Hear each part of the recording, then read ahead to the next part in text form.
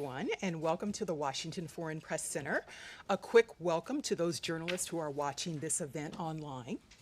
As you are aware, Secretary Pompeo delivered remarks this morning on the release of the 2019 Country Reports on Human Rights Practices, and we are pleased to be able to follow up with a briefing here at the Foreign Press Center.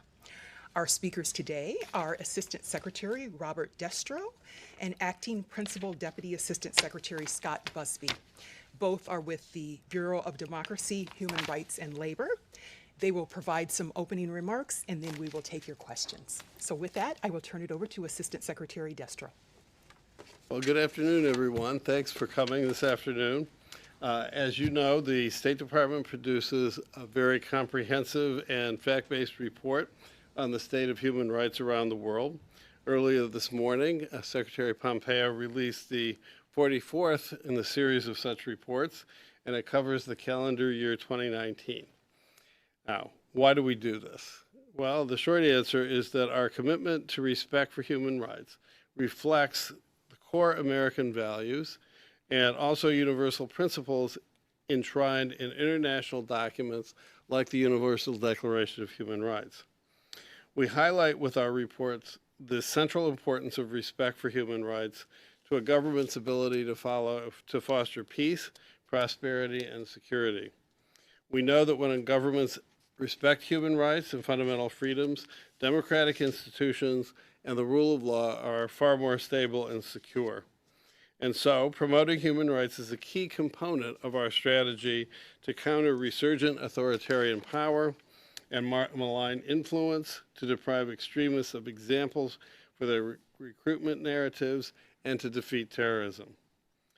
As Secretary Pompeo has said, quote, "This administration has been very vocal when we see human rights violations wherever we find them, friends, foes, adversaries, and allies. It's a deep, important tradition of the United States of America, and the Trump administration will continue to do that as well," end quote. Secretary Pompeo gave some examples from the 2019 report in his message this morning. Let me highlight several situations of concern from the report. China is spreading features of its authoritarian system to the world, such as restrictions on civil society and freedom of expression, and the use of invasive high-tech surveillance to track and monitor citizens. The absence of an independent judiciary and the government's tight controls on information increasingly make it difficult for lawyers and activists to defend the rights of the Chinese people. We remain deeply concerned about the Chinese Communist Party's brutal campaign of repression in Xinjiang, including mass detentions and internment camps, pervasive high-tech surveillance, draconian controls on expressions of cultural and religious identity, and coercion of individuals to return from abroad to an often perilous fate. In Burma, extreme repression and systematic discrimination against members of the minority Rohingya population, who are predominantly Muslim, continued in Rakhine State. The international community has stood together to firmly condemn the ethnic cleansing of Rohingya. The United States has repeatedly expressed our deep concern about the widespread violence committed by elements of the Burmese military, security forces, and local vigilantes, and matched this concern with action, including sanctioning the commander-in-chief and other top military officials for their roles in serious human rights abuses. Preventing further atrocities, addressing the needs of victims, and ensuring accountability for those responsible are essential to resolving this crisis and advancing Burma's transition to a peaceful, democratic state. We've not seen any human rights improvements in Venezuela. There were continued reports of police abuse and involvement in crime, particularly in the activities of illegally armed groups, as well as illegal and arbitrary detentions, extrajudicial killings, kidnapping, and the excessive use of force. Disdain for democracy and human rights under the dangerous authoritarian leadership of Nicolas Maduro has dramatically worsened the political, economic, and humanitarian crisis facing the country. The once prosperous nation now faces severe shortages of food and medicine and suffers from soaring inflation that has forced millions of Venezuelans to flee to neighboring countries. We support Interim President Juan Guaido's call for a return to the rule of law and adherence to the Venezuelan Constitution. In Nicaragua, President Daniel Ortega continues to consolidate his power and erode democracy and respect for human rights in the country. The regime cracks down brutally on all dissent. Hundreds of civil government critics, including journalists, students, and farmers, have been detained without due process and remain in prison under squalid conditions. We call on the Ortega regime to release its political prisoners and to restore democracy in Nicaragua. These are but a few of the state of human rights reports that you will find in this year's version. These reports are the world's most comprehensive, objective, and factual account of the global state of respect for human rights and reflect the concerted efforts of our embassies and consulates and our staff here at DRL to gather the most accurate information possible. We're committed to using the voice of the United States and its position on the world stage to draw attention to violations and abuses of human rights, no matter where or when they occur. With that, my colleague DRL Acting Assistant Assistant Secretary of State Scott Busby and I are happy to answer your questions, and I promise you I'll get your title right the next time. So thank you all.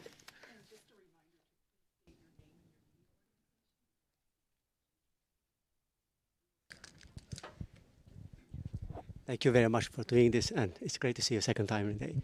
Master, the report paints a pretty grim picture on human rights violations in Azerbaijan, overall South Caucasus. I cover Azerbaijan. When you look at the wider region, who are the worst human rights violators? You have Azerbaijan, you have Armenia, you have Georgia in the region. My second question, do you feel that it's getting harder for the United States to push back the human rights violations in the countries such as Azerbaijan? As far as I know, there hasn't been any dialogue between the Azerbaijan government and your office, and some international NGOs have raised their concerns over not having access to the country.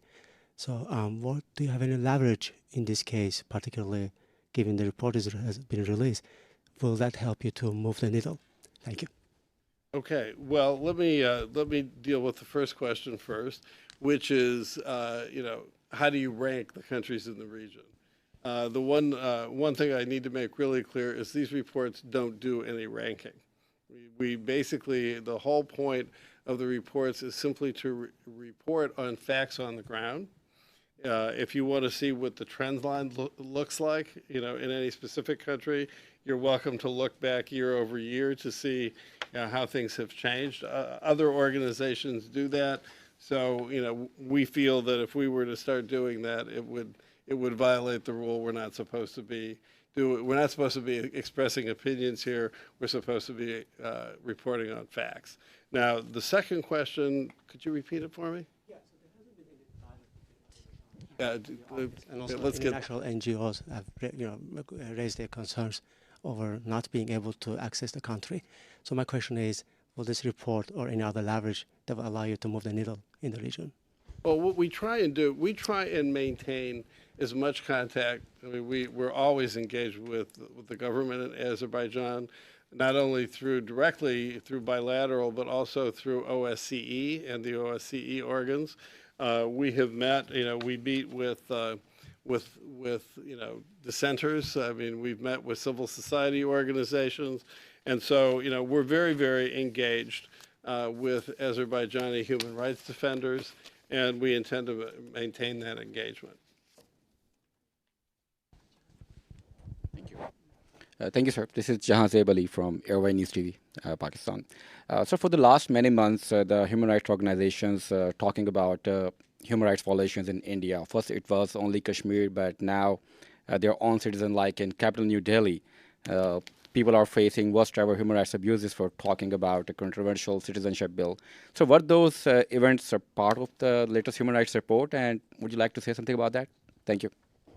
Well, you're asking specifically about recent events in India, right? Or yeah, this report only covers 2019. So anything that's recent is not going to be covered by this report. Those will be fed in through the same process through the embassies and consulates up to us for inclusion in next year's report. Is Kashmir a part of that report? No, the Kashmir is a part of the events that took place in Kashmir in 2019 are certainly in this year's report. I mean, that's, and I've actually testified on the Hill, about the events in Kashmir. I mean, we're waiting to see, how the situation plays out. We've expressed our concern to the government of India, but India is by its own admission, the largest democracy in the world, and so we look forward to continuing our engagement with the Indian government, and we don't hesitate, to make our position clear. We didn't like the idea that they shut down the internet, and we made that clear. I made it clear in the hearings, and so beyond that, the things that happened this year, this in 2020, we'll have to see how those work out in next year's report. Thank you. Yes. Thank you. My name is Heng, and I'm from Radio Free Asia, the Vietnamese service. So I have a couple questions regarding Vietnam. So what is the current progress regarding human rights practice with Vietnam, and why the economic relation between the U.S. and Vietnam has improved over years? The human rights practice in the country hasn't. So what can be done to push it forward, and how to balance the diplomatic relations between Vietnam and U.S. and in economy and human rights? Well, thanks for your question. I'm going to turn to my acting Principal Deputy Assistant Secretary, Scott Busby, who really has been very, very much engaged in the bilateral Vietnam-U.S. relationship, and I think he's the better person to answer this question for you. Great. As you probably know, we have an ongoing human rights dialogue with Vietnam that happens on an annual basis. In fact, I was in Vietnam last year for the latest iteration of the dialogue, where we discussed a range of human rights issues. There have been some areas where there has been some progress. On the rights of disabled persons, Vietnam is doing better. On respect for the rights of LGBTI persons, they've made some progress. And when it comes to labor reform and religious freedom, we've also seen some progress. That said, we still remain very concerned about the trend in Vietnam of arresting people who freely express their opinion, people who criticize the government, and we raised those concerns at the dialogue, including calling for the release of individual cases.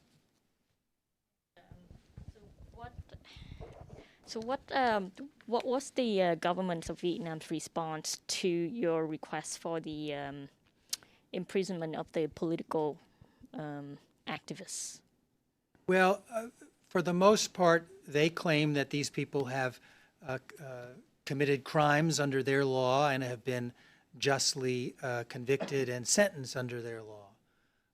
We don't agree with these convictions and these sentences. We feel that many of Vietnam's laws are vague and arbitrarily applied, and that's the point we made. As a consequence of my visit to Vietnam this past time for the dialogue, we did succeed in releasing one prominent dissident from jail who I visited when I was there, and she is now safely in the United States. We were sad at the fact that she had to leave her country in order to become free, but we are happy that she's now free. Great, thank you. Hi, I'm Tsuyoshi Nagasawa from Nikkei newspaper of Japan. Thank you for doing this. I'd like to ask about the China, especially Uyghur issues. So, could you tell me that what is the next additional step to stop Chinese Communist Party from repressing the human rights against Uyghur citizens? Thank you. Well, the United States has spoken out repeatedly about the situation with China's Uyghur population, and we will continue to do so. In fact, my very first official presentation when I joined the State Department back in September was about the Uyghurs. Now, the much of what we actually do is just like, and it shows up here in the human rights reports, is fact gathering. And so what we're always engaged in a very concerted effort to find out what's happening on the ground, and not only, by the way, in China, but also, when they ship people overseas. And, we have forced labor problems where China is shipping people out of the country. And I'm in the middle of pursuing an investigation on one of those allegations as of the other day. So I can't tell you what our next step is going to be, but as soon as we nail down what the facts are, you can guarantee that we'll let everybody know about it.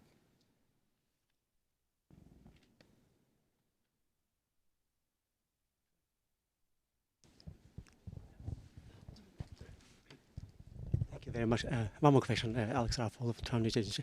The secretary this morning made a statement, and he urged civil societies, citizens of the countries that are being highlighted, to hold their countries accountable.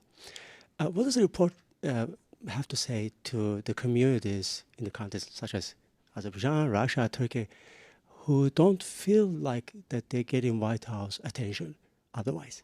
Thank you.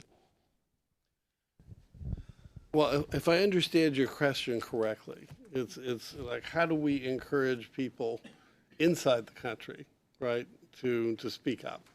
And as I said in my prior response, we remain engaged with civil society organizations.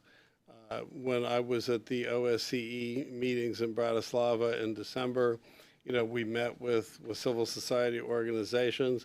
And one of the things that I think was perhaps one of the most impressive things for me is the degree to which the engagement of the United States and OSCE with these activists, with the citizen reporters, with civil society organizations is so deeply appreciated. I mean, we've met with prisoners.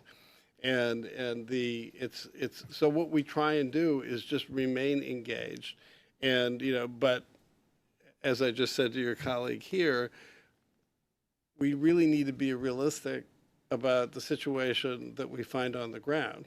And the last thing that I would want to do as a human rights advocate is put somebody in danger. So I'm not going to encourage people to do things that are going to get them arrested. I mean, it's difficult enough to be a human rights advocate in many places than to have, somebody like me say, well, why don't you take this next step? That's not a good idea.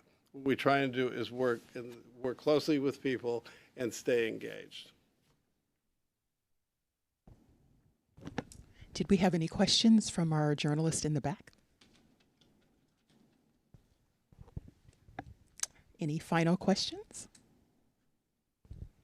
Well, with that, I'd like to thank our briefers for coming over to speak with us today, and we will conclude this briefing. Thank you for coming. Thanks for coming.